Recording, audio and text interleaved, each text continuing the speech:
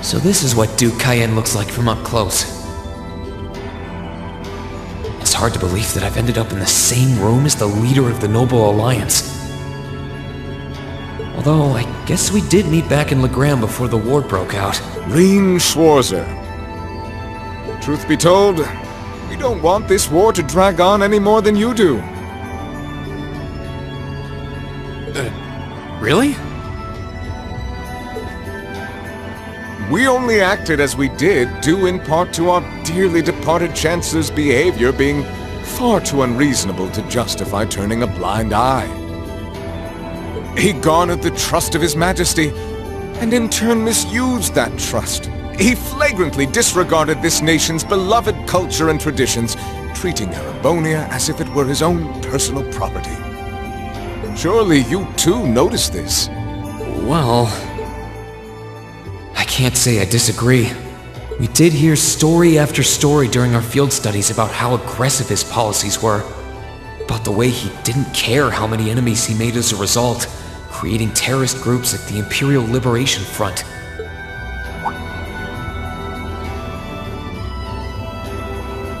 But as I said, the cause of our nation's ills is now gone.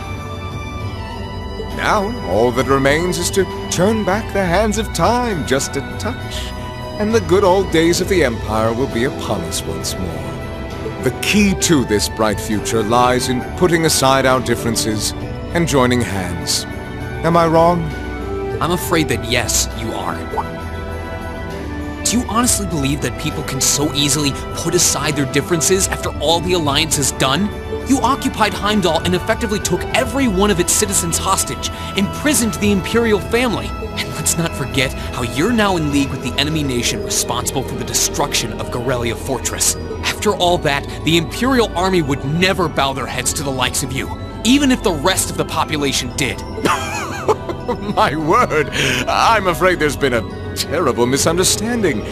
The Imperial family is simply under our loving protection. They certainly haven't been imprisoned. But that does bring me to exactly why I want you to help us. It does? The Azure Knight is already on our side. But if we had your Ashen Knight as well, that would mean we'd have two of the great knights of Erebonian legend to put into play. Couple them with our Panzer Soldats, and the Imperial Army's armored divisions would cower before us. You may not find us winning the war ideal, but this union benefits everyone more than carrying on until our inevitable victory, I don't think it's that simple. I beg to differ. The presence of Soldats units on a battlefield makes a tremendous difference. What they may lack in firepower and armor compared to tanks, they make up for in mobility and versatility. But more important than even those factors is the psychological impact they have on our opponents. Well,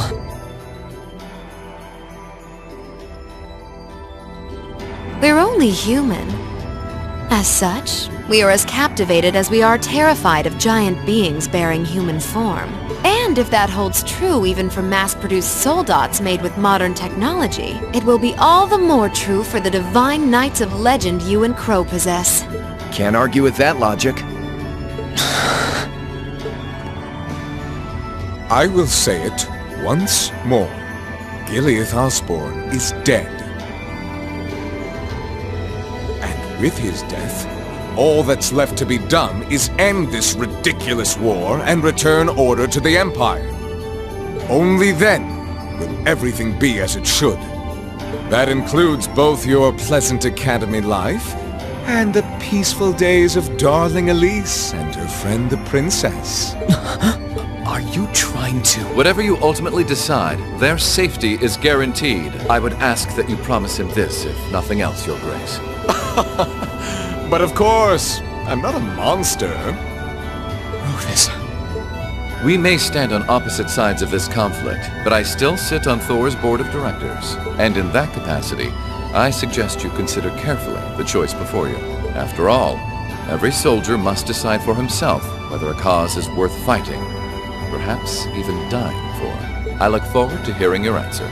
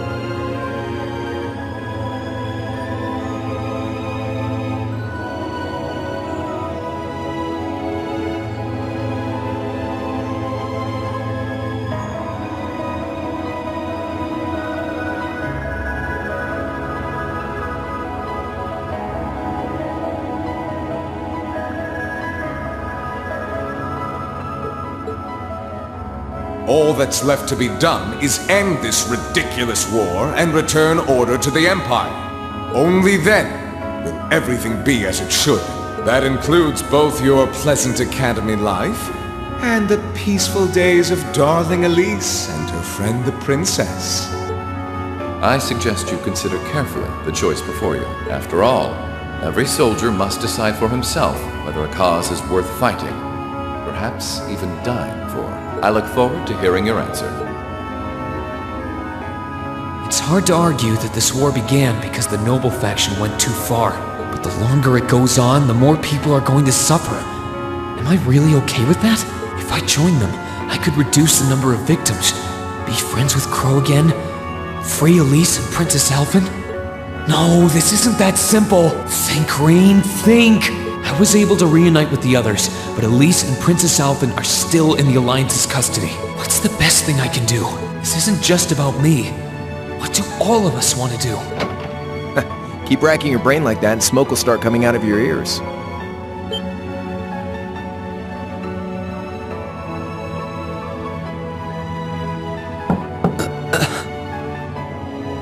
What do you want? Hey now, no need to give me that look. I figured I was gonna find you busy thinking everything over like your life depended on it. And what do you know? I was right. How about you mind your own damn business? Don't you have better things to do with your time? I figured the glorious Azure Chevalier would be far too busy with the war to be hanging out around here.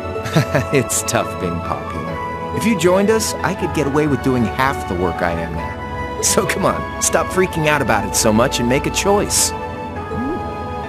This isn't something I can just decide by flipping a coin, Crow. Besides, it'd probably be an easier choice if not for a certain someone. What's that in your hand, anyway? Grub, of course. Kinda early, but I brought you your lunch. Mind if I join you?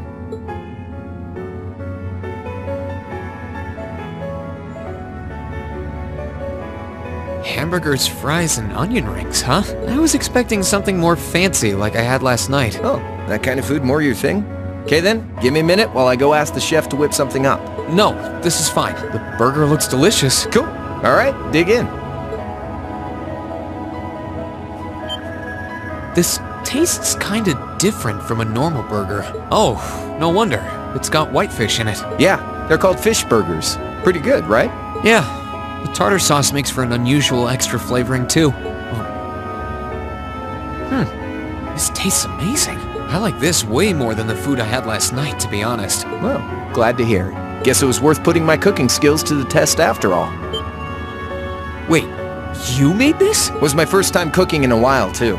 Sharon could probably do better, though. But I wanted to give it a shot anyway. This stuff was like soul food back in Jurai, where I grew up. Oh.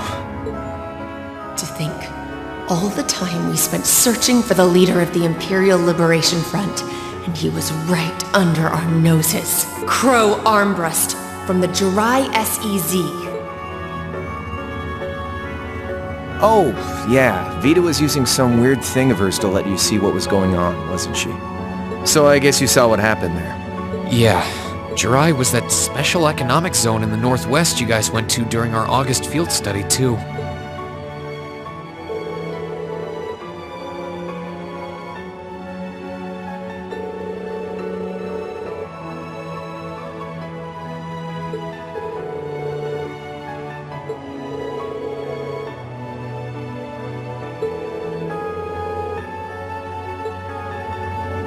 So you ended up going back to your old hometown then? Yeah, by pure coincidence.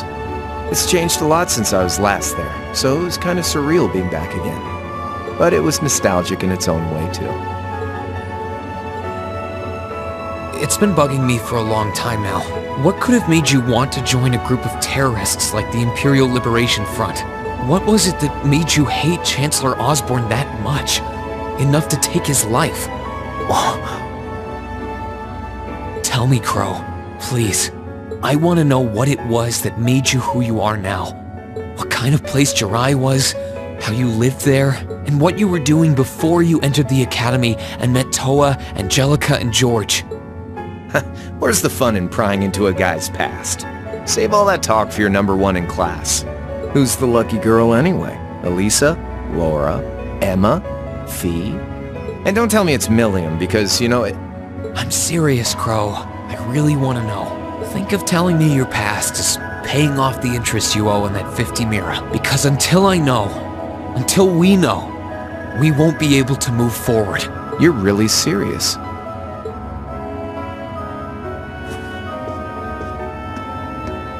Crow? My past really isn't that big of a deal, you know. It's got nothing on yours, that's for sure. If you find yourself thinking that's all when I'm done, well, I warned you. So, you really want to know? Yeah. Nothing you say will change my mind. Please, tell me. All right, you win. Like I said, it's just your run-of-the-mill sob story. Pick up any history textbook and you'll probably find a dozen others just like it.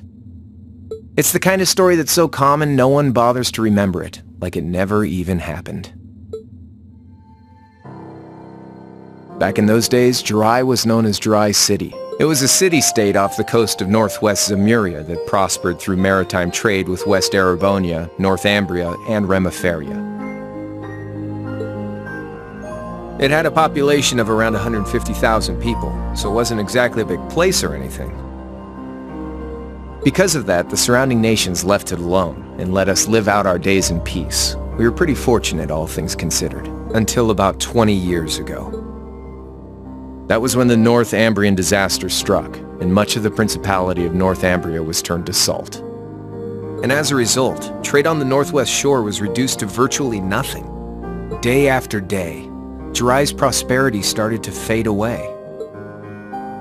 Still, it wasn't all bad. We had our fishing, our historic landmarks, our septium mines. We could make use of those to get trade going again, both to keep our state running and to help out North Ambria. In fact, the one who advocated that approach was the mayor, my grandfather. He was the last mayor Jurai City ever had. He was a stubborn old bastard, but he had this wry sense of humor, and was well loved by everyone. I lost my mom and dad early, so he was also my only living relative. He taught me just about everything a guy could know. He was like a mom, dad, and your old master rolled into one, I guess. Anyway, fast forward to 10 years ago. Out of nowhere, we received this proposal from the Erebonian government. They said they wanted to extend a railway line from Heimdall all the way to Jurai. We relied on the sea for trade before, but there wasn't any reason to believe we couldn't benefit from being connected to Heimdall by rail. The proposal drew overwhelming support from the city's council, and as a result, my grandfather was forced to accept. Within a year, the city had all of its old life back and then some. The streets were more bustling than ever.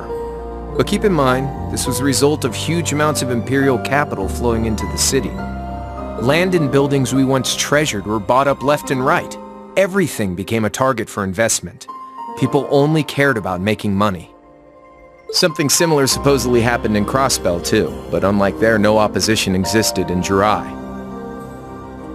My grandfather sensed something was off, and he tried what he could to get the situation under control. Then one day, someone blew up the railway line leading to Jurai. Everyone demanded that it be repaired as quickly as possible. Everyone except the imperial government. Instead, they panned our national security arrangements for being insufficient and threatened to withdraw all imperial capital. The city was left in an uproar like we'd never seen. Shares plummeted, and with no one able to ascertain the culprit's identity, chaos reigned. That was when he showed up. Chancellor Gilliath Osborne, in his third year as representative of the imperial government, personally came to Jurai. We then received a second proposal. The restoration of the railway and its future security will be seen to by the Imperial Army. In return for our continued assistance in safekeeping, Jurai will come under the wing of our glorious empire and attain even greater prosperity as a special economic zone. The timing was too good to be true, really. Realizing this, my grandfather staunchly opposed the idea. He tried everything he could to convince the city's council to reject the offer. Unfortunately, once you taste the sweet fruit of prosperity, it's hard to want to go back. The council, made up of influential merchants and all their greed, jumped at the offer. And tempted by the elimination of customs, together with the tax breaks from being an SEZ, many of the citizens did too. And during all that, they'd conveniently found a suspect behind the railway incident. My grandfather. He loved Jurai more than anyone, and up till then, its people loved him too. And yet, virtually overnight, he found himself facing the wrath of both the city's council and the citizens alike. Left with no choice, he resigned from his position as mayor, and Jurai formally became part of the empire. Both of these things happened on the same exact day. That was 8 years ago. Naturally, everyone knew my grandfather wasn't the one who did it. They knew who was really responsible. They just turned a blind eye to the truth. See? I warned you. Just your run-of-the-mill sob story. I don't know what to say, Crow. What happened to him after that? Your grandfather. One day, he just up and died. Once he resigned, the whole affair with the railway getting blown up was all but forgotten. He lived comfortably in retirement for about half a year, fell ill, and that was that. He just lost the will to go on, I guess. Like I said, he was the only family I had. I mean, I had plenty of friends even then, but I chose to leave it all behind. I was 13 at the time. I wandered the land, doing whatever I had to get by. That was when I met old Cayenne, who happily indulged my hatred for the Chancellor. And with his financial backing, I went out with the goal to find others who were just like me. That was the beginning of the Imperial Liberation Front. Gideon, Scarlet, and Vulcan were among those I recruited. I had also met Vita then. I only knew her as the woman who would often come to see Cayenne. She guided me to a place below the city of Ordis, and there slept the Azure Knight Ordine. One after another, I overcame the same trials you did with your friends, but alone. And once I'd proven myself worthy, Ordine accepted me as his awakener. That was 3 years ago, I was 16. My preparations complete, I concealed my background and enrolled in a military academy near the capital. Everything I did for the sole purpose of taking the Chancellor's head.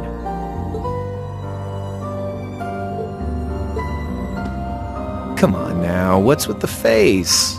You look sadder about all this than I do. Yeah, I guess. I swear. I'm not trying to tell you the Chancellor was evil or anything. What? Still, there's no denying that he managed to outwit my grandfather. And he may have lost, but Pop's always loved a good gamble. It's thanks to him that I'm pretty good at chess, card games, that kind of stuff. I'd say it's fairly normal for a student to want to avenge his master's defeat, wouldn't you? Maybe. At the end of the day, there's no denying this country has problems, and the Chancellor's methods were making them worse. I studied those problems, worked out how to use the situation to my advantage, and then won the game with an all-or-nothing gamble. But when you think of how peaceful Jurai is now, I'd say I've got a duty to clear up the mess left behind by my game too, which means ending this war and restoring peace. So it's only when that's done that my game is truly over.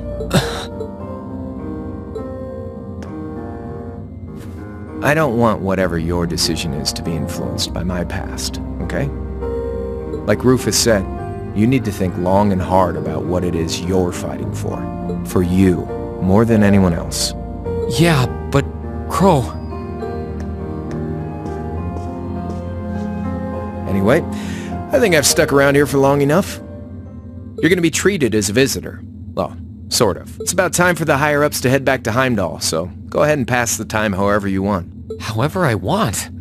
What else can I even do here?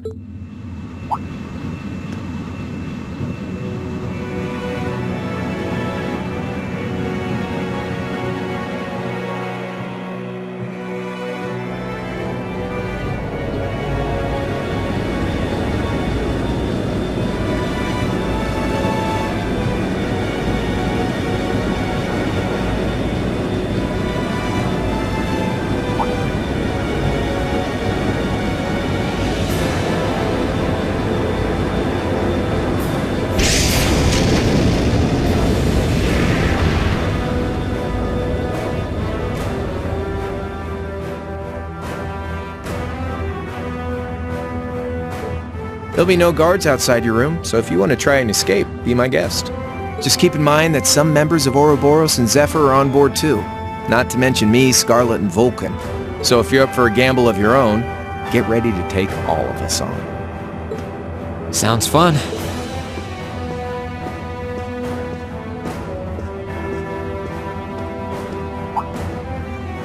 Oh yeah, one more thing. There's this real cute visitor in the guest of honors room on the second floor. I think she'd perk right up if she saw you, so why not go pay her a visit? Just don't go making your girl jealous, okay?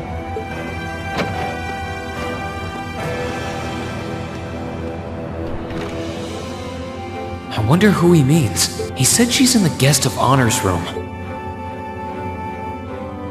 Well, I can't waste much time here. I told everyone I'd definitely come back soon. Right now, I need to gather as much information as I can. I can make my choice after that. At least then, it'll be an informed one.